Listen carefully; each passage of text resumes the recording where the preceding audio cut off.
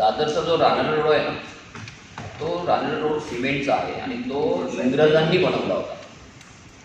तर तो इंग्रजांनी बनवलेला रोड असला आहे, पण तिथे कधीच झाडं अद्याप पडली नाही. म्हणजे झाडं म्हणून जी पडतात ना, ती पडली ना, फांदी वगैरे वगैरे पडणं मी समजू शकतो, परंतु एकही झाड कधी तिथलं पडलं नाही. म्हणजे याचा अर्थ इंग्रजांनी काम करताना ते रोडचं झाडांचं संरक्षण काय असतं हे सांभाळून काम केलेलं आहे, म्हणून ती झाडं पडत नाही. बेसिकली झाडाचं समजा हे खोड आहे आणि इथून पुढे ब्रँचेस होतात.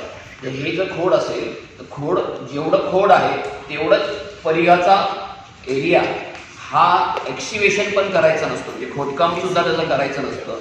आपल्याकडे खोदकाम काय, आपल्याकडे मुळंच तोडली जाते, मग त्याची पकड सुटते आणि झाडं स्वतःचे अंग सोडतात आणि ती पडतात. आता हे साध्या गोष्टी आहेत, ह्या हरित लवादाच्या सुद्धा अशाच SOPs आहेत महानगरपालिकेचे, पण कॉन्ट्रॅक्टर ह्या फॉलो करत नाहीत. आणि त्या फॉलो करतायत की नाही करतायत हे पाहायला कुठलाही अभियंता तिकडे कधी फिरकत नाही. एकदा वर्क ऑर्डर दिली, काम संपलं. अभियंता कधीच तिकडे साईड व्हिजिट करत नाही. आणि त्याची ही सगळी परिणिती आहे की आज 500च्या घरात मुंबईत झाडं पडलेली आहेत, उमळून पडलेली आहेत, फांद्या पडलेल्या आहेत. तर मला वाटतं की ह्या सगळ्या गोष्टीवर एक ऑडिट होणं गरजेचं आहे. प्रत्येक झाडाचं ऑडिट होणं गरजेचं आहे. मग ते प्रायव्हेट प्रिमायसिसमधलं असो किंवा महानगरपालिकेच्या प्रिमायसिसमधलं, प्रत्येक प्रिमायसिसमधल्या झाडाचं ऑडिट होणं गरजेचं आहे. आणि त्या ऑडिटमध्ये जसं हे स्कॅनर वगैरे झाडांचं सुद्धा स्कॅन करता येतं, तशा यंत्रसामुग्री आता मार्केटमध्ये अवेलेबल आहे. तर ह्या सगळ्या गोष्टी करणं गरजेचं आहे. आणि त्यासाठीच आम्ही विशेष सभागृह मागवा, तुम्ही लवकर बोलवा ह्याची मागणी आम्ही ह्यासाठी करत होतो. तिथे काय आम्हाला भांडण्यासाठी नाही करत होतो किंवा तुमच्या काहीतरी उणीव आहेत हे दाखवण्यासाठी नाही. तर पोटतिडकीने आम्ही सभागृह मागत होतो की ह्याच्यावर आपण उपाययोजना करूया, काहीतरी ह्याच्यावर करूया की जेणेकरून भविष्यात तरी किमान ह्या घटना घडणार नाहीत आणि मुंबईकरांना हसनाक बळी जाणार नाही. तर मला वाटतं ह्यासाठी हा सिरियसनेस ठेवून एक खुल्या मनाने त्यांनी जर आमच्या पत्राचा विचार केला असता आणि विशेष सभा बोलवली असती तर ह्या सगळ्या गोष्टीचा ओव्हरफ्लो झाला असता आणि त्याचा थोडा काही प्रमाणात का असेना मुंबईकरांना आणि मुंबई महानगरपालिकेला त्याचा फायदाच झाला असता. परंतु एकाधिकारशाही जो पद्धतीने ती सत्ता चालवली जाते, बरं तुम्ही चालवता आणि तुम्हाला ती हाताळता येत नाही, प्रशासनसुद्धा हाताळता येत नाही, सगळे भांबावलेले आहेत. कारण शेवटी काय आहे की ऐत्या वेळेला तुम्हाला एखादी सत्ता एखादी गोष्ट हातात मिळते, पण ती कशी चालवायची ह्याचं जर ज्ञान तुमच्याकडे नसेल तर तुमची परिस्थिती अशीच होणार. तर मला वाटतं की जर एखाद्या कोणतरी तुम्हाला चांगलं सजेशन देतो, अनुभवी माणूस कोणी असतील सभागृहात, भले विरोधी पक्षाचे असतील, तर तुम्हाला सजेशन घ्यायला काय बिघडलं कुठे, काय त्याच्यामध्ये कमीपणा आहे. तर मला वाटतं की ह्या सगळ्या गोष्टी सारासार विचार इथून पुढे तरी व्हावा. मात्र आता जे चक्र काढले जाते किंवा जो उपाय सांगितला होता की धोकादायक झाडांना सदर झाड धोकादायक आहे, इथे थांबू नका असे फलक लावण्यात येणार आहे. मुंबईकरांनी हे फलक लावतात. त्या फलकांमध्ये पण परत कॉन्ट्रॅक्ट देणार म्हणजे कायच आम्हाला कळत. धोकादायक झाड आहे याचं कायक्रिया काय आणि फलक लावून म्हणजे पुन्हा एवढ्या झाडांसाठी कॉन्ट्रॅक्टर नेमा म्हणजे तुम्हाला माहिती आहे ते धोकादायक हा आणि आता ते फलक लावणार म्हणजे मग प्रशासन सत्ताधाऱ्यांना बनवतंय की सत्ताधारी प्रशासनाला समजतंय काय म्हणजे उलटं सुलटच चाललंय. म्हणजे आता पुन्हा ऑन दी स्पॉट कडक कोटेशन आणि त्या म्हणजे जो ज्यांनी घडवतोय त्यालाच परत द्यायचं. मग त्याला माहिती होतं तर अधिकाऱ्यांना लावलं. आणि फलक काय, लोक झाडाखाली उभी राहतच नाहीये, लोक पादचारी चालताय, गाड्या जात आहेत, त्यांच्यावर झाडं पडतायत. सारा समजून घ्या कृती काय होते आणि उपचार काय, म्हणजे आजार काय आहे आणि उपचार काय आहे. आजार भलताच आहे आणि उपचार काय देत आहे, नीट डायग्नोसिस करता येत नाही डॉक्टर. बस फेल है डॉक्टर. लास्ट टीम ये प्रशासन पिछले 5 महीने में ये इतने सारे मेरे पत्र हैं, मोर देन 100, इतने 5-10% को छोड़कर कोई उत्तर देने को तैयार नहीं. माझ्याही कुठल्या पत्रांना मोर देन माझ्याकडे तर एवढा घट्ट आहे म्हणजे तो हे पण आहे, एक 10-20 पत्र दिली.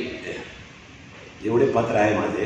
विरोधकांचा आवाज कसा लागतो. आणि महापौर सोबत ही अपेक्षा होती की बाबा ते आदेश देणार प्रशासनाला की नगरसेवकांचा किंवा गटनेत्यांचा की काहीतरी प्रश्न असेल तर त्याचं उत्तर द्या, पण ते पोलीसमध्ये तक्रार करतात. अहो आम्ही सभागृहात आता आता जायचं काय घेऊन बजेटच्या आत्ताच जाऊया. बजेटच्या भाषणामध्ये आम्ही अनेक मुद्दे मांडतो, विविध विभागाचे विविध समस्या प्रश्न. एक अपेक्षा असते ना की बजेटवर आम्ही बोलतो आहोत, त्या बजेटच्या भाषणातले आमचे मुद्दे त्याचं काहीतरी उत्तर काहीतरी प्रशासनाकडून मिळावं, की फक्त टाइमपास आम्ही बहुत भाषण केलं संपलं झालं पुढे काय. त्या भाषणाच्या कुठल्याही मुद्द्यावर आम्हाला अद्याप कुठलाही रिप्लाय आलेला आहे. आणि रिक्सर मी पत्रही दिलेलं आहे की मला माझ्या बजेटच्या भाषणाच्या संबंधित तुमच्याकडून मला त्या भाषणाच्या माझे जे काही मी मांडलेले मुद्दे आहेत त्या मुद्द्याची समाधानकारक उत्तरं मिळावी. अद्याप काही मिळालेलं नाही. द्यायचंच नाही ठरवलं असेल तर मिळणार कुठून, हाही प्रश्न आहे. प्रश्न असा होता की ज्या पद्धतीने मुंबईमध्ये काँक्रिटीकरणाचे रस्ते होणार आहे त्यासाठी जवळपास 38,000 कोटींचा खर्च लागणार आहे. 2,000 किलोमीटरचे रस्ते काँक्रिटीकरणाचे करायचं असं त्यांचं म्हणणं आहे. आणि याच रस्त्यांच्या आजूबाजूला 1,85,000 झाडे आहेत. एवढ्या सगळ्या झाडांचा जीव या काँक्रिटीकरणामुळे धोक्यात येणार आहे. तर त्या संदर्भात आता तुम्ही विरोधी पक्षनेते म्हणून या हे धोरणच रिवाईज करावं अशा पद्धतीची काही भूमिका असणार आहे का तुमची? 100% आता ह्या जी एवढी पत्र आहेत माझी तिकडे पत्र आहेत याच्यातनं आम्ही त्यांना सुचवतोय. जे आता काँग्रेसचे नेते अशरफजी याने तेच सांगितलं की ती जी मड टेबल असायला पाहिजे तीच काढून टाकली. आता ती पुन्हा बनवायला पाहिजे म्हणून कॉन्ट्रॅक्ट दिलं जाईल. पुन्हा झाड धोकादायक आहे म्हणून फदर लावायला कॉन्ट्रॅक्ट दिलं जाईल. म्हणजे धोक्यातून कॉन्ट्रॅक्टून धोका हेच चालतं. सोबतच असे सांगितलंय की तुम्हीच त्या झाडांपाशी उभे राहू नका किंवा होर्डिंग जवळ उभे राहू नका असं सुद्धा आवाहन करण्यात आलेलं आहे. आणि अपडेटेड आकडा हा 400पेक्षा जास्त झालेला आहे झाडं पडण्याचा कॉलचा.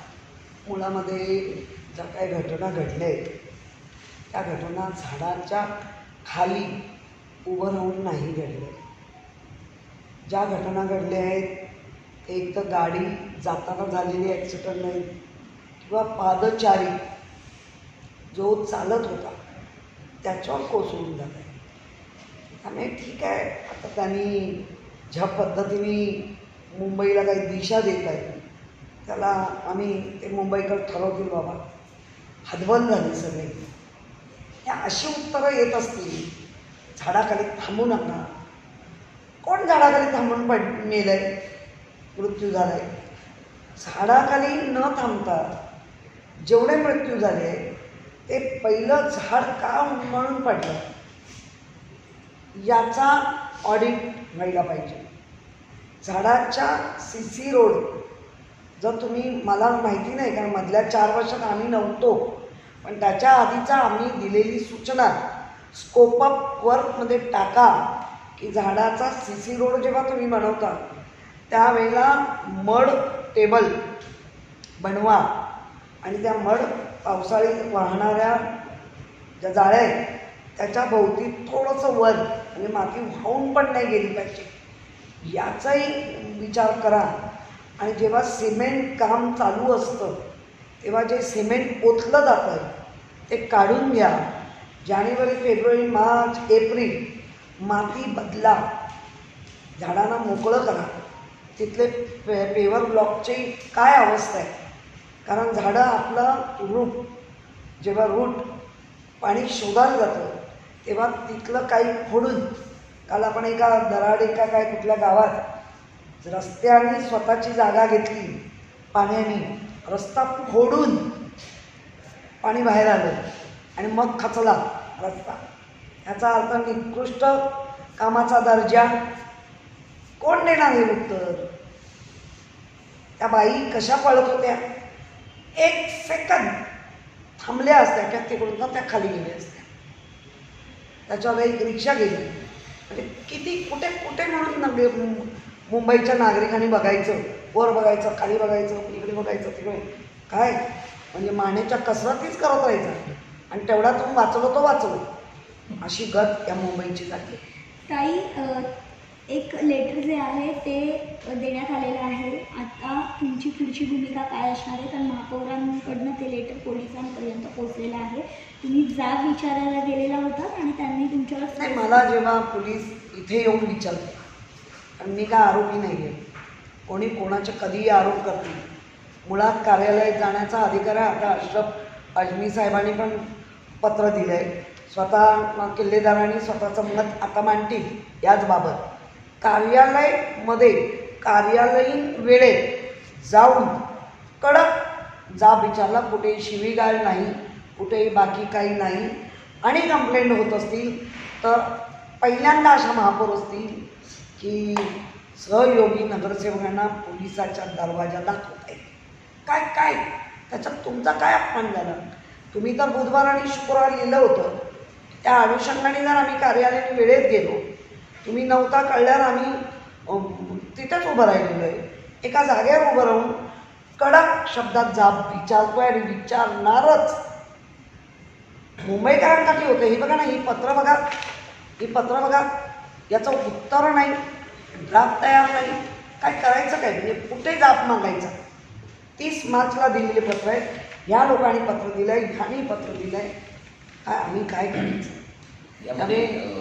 यामध्ये हे महानगरपालिकेचं मुख्यालय आहे. या मुख्यालयामध्ये अनेक दालन आहेत. महापौरांचं आहे, उपमहापौरांचं आहे, सभागृह नेत्यांचं असतं किंवा विरोधी पक्ष नेत्यांचं असतं किंवा विविध समित्यांच्या अध्यक्षांची दालनं आहेत. आता ही दालनं म्हणजे ही काही कोणाची प्रायव्हेट प्रॉपर्टी नाही आहे, ही पब्लिक प्रॉपर्टी आहे.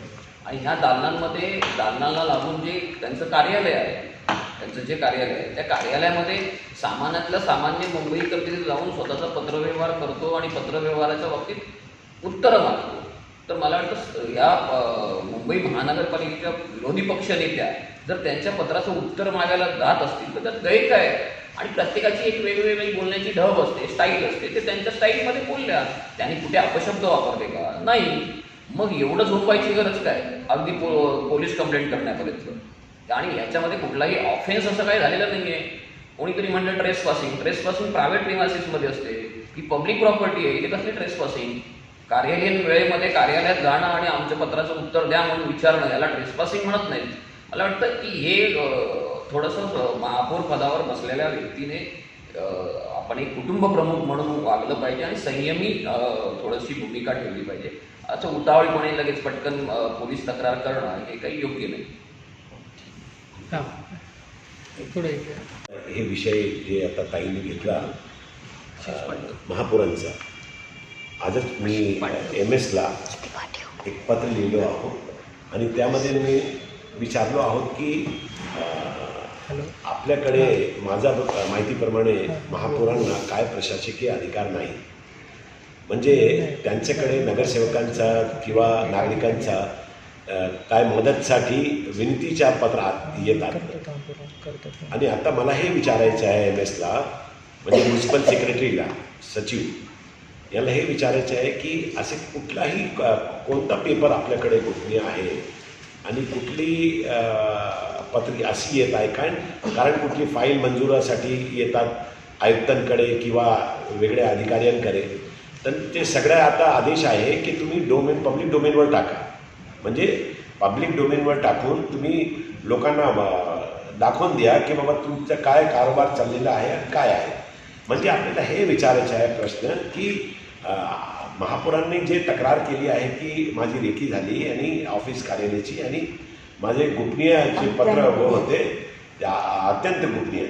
तर मला हे माझा प्रश्न होता की बाबा कुठला हे कसं काय गोपनीय पेपर आहे ते आम्हाला पण त्याची माहिती द्यावा. म्हणजे त्याची विस्तारात आतमध्ये काय आहे त्याची माहिती आम्हाला नाही पाहिजे. फक्त कुठल्या विषयावर आपल्या गोपनीय आपण मानू शकता त्या विषयावर आम्हाला उत्तर द्यावे असे पत्र मी आता आज म्युन्सिपल सेक्रेटरीला दिलं आहे. आणि दुसरा की जी झाडं गिरतात त्याच्या जे झाडं पडतात त्यामुळे आता काही बरेच कारण आहेत त्याचे. आमच्याकडे 3 कारण आहे. म्हणजे पहिला कारण की तुम्ही कॉन्क्रीट रोड बनवता वेळी तुम्ही कॉन्क्रीट टाकतात रूट्सवर, जड जे म्हणतात. आणि त्याच्यात वेगळं कारण, सेकंड कारण आहे की तुम्ही जेव्हा एक्सकेवेशन करतात आणि रूटचे काही भाग जे एक्सकेवेशनमध्ये रोड सडकमध्ये येतात, ते रस्त्यावर तुम्ही एक्सकेवेशन करतात, ते कट होतात आणि त्यांच्यावर जेव्हा तुम्ही कॉन्क्रीट टाकतात ते कॉन्क्रीटवर येऊन ते सडतात, म्हणजे खराब होतात. आणि तिसरा कारण पडण्याचा की खूप पावसापूर्वी जे आपण ट्रिमिंग करतात, झाडाची ब्रांचेस कपात करतात, ते वेळावर नाही झाली, त्यामुळे झाडं झुकले आणि काय म्हणतात चक्रवादळ आले आणि त्याच्यामुळे ते पडले.